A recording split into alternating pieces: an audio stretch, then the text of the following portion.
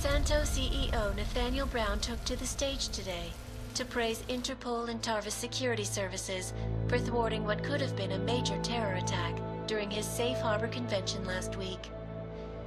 Interpol has confirmed that a group of radical terrorists linked to the Augmented Rights Coalition wired the residential towers surrounding Apex Center with enough explosives to destroy 2 city blocks. As shocking as that fact turns out to be, Brown had only this controversial opinion to give. We must not make rash decisions based on fear, nor should we allow a vocal minority to dictate our future. The Human Restoration Act is a perversion of all the United Nations stands for. In time, I believe saner minds on the Security Council will prevail. Strong words from a man with an even stronger bank account. Let us see if his prediction proves true. This is Eliza Castillo. Hey, are you even listening to this? Live We won! from Pike. Did we? We completely disrupted their plan. Marchenko, the Orchid, the bombs. You've been under too long, man. Time to come up for air. Take a breath. Janus messaged me last night, said Brown's been lobbying like a champ. He and the people you saved know the act isn't a solution. Picus will talk around it as long as they can, but that thing is finished. Janus always seems to have the inside track. Except when it really matters. What are you thinking? How many more plans do they have in motion? How many more soldiers like Marchenko are waiting for the call? Don't call him a soldier. He was a thug, man. Soldiers have a code of honor. Honestly, I'm surprised you let him live.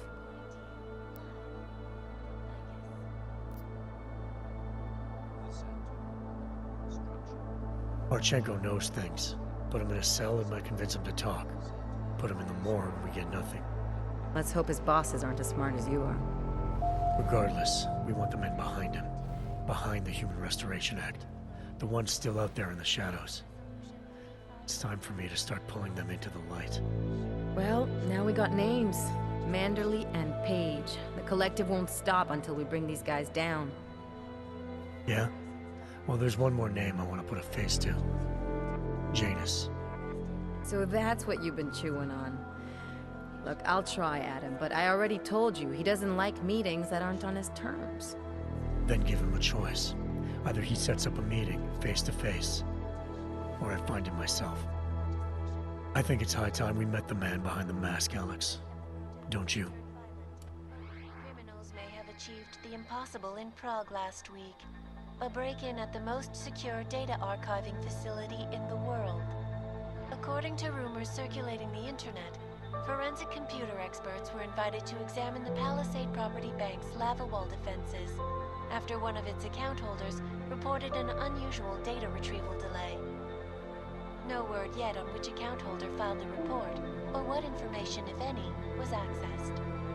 Palisade Bank Corporation owners released a statement earlier this evening, claiming that any rumors of a break-in at our highly secured facility are just that, rumors. Between you and me, folks, I think they doth protest too much. A coroner's report released in Prague today offers shocking new insight into the death of Dr. Talis Rucker, former leader of the Augmented Rights Coalition. Apparently, the primary cause of the doctor's death was the exceedingly high level of alcohol found in his system. No other toxins were present, nor were there signs of any suspicious activity. Sources close to Rucker tell me he had been struggling with alcoholism ever since becoming a public figure. I am sure I do not need to remind you folks that the organization he founded, the Augmented Rights Coalition, has been linked to last week's horrifying terror attack in London.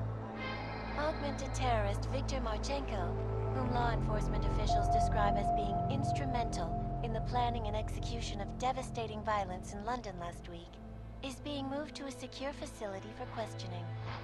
A long-standing member of the Augmented Rights Coalition, Marchenko has been very outspoken about his motives for the attack, claiming it was appropriate retribution for injustices suffered by the Augmented.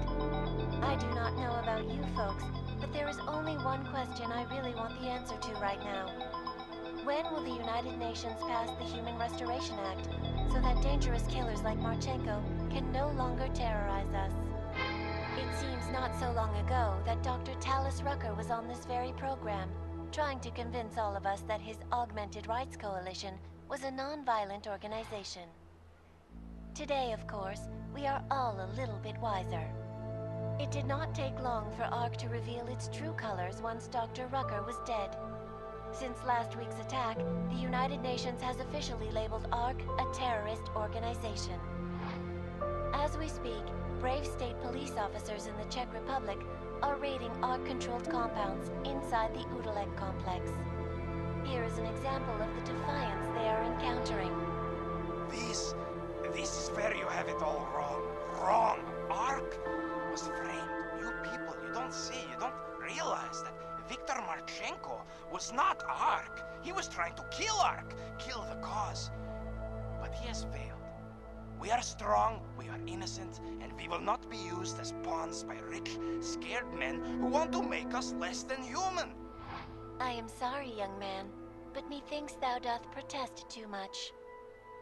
The Diwali criminal organization is under intense scrutiny this evening for their role in the London attack.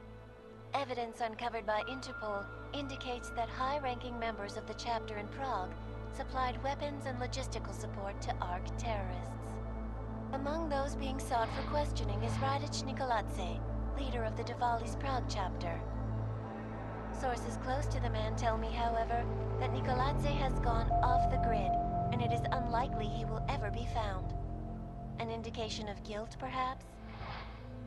Join the online discussion and let us know what you think.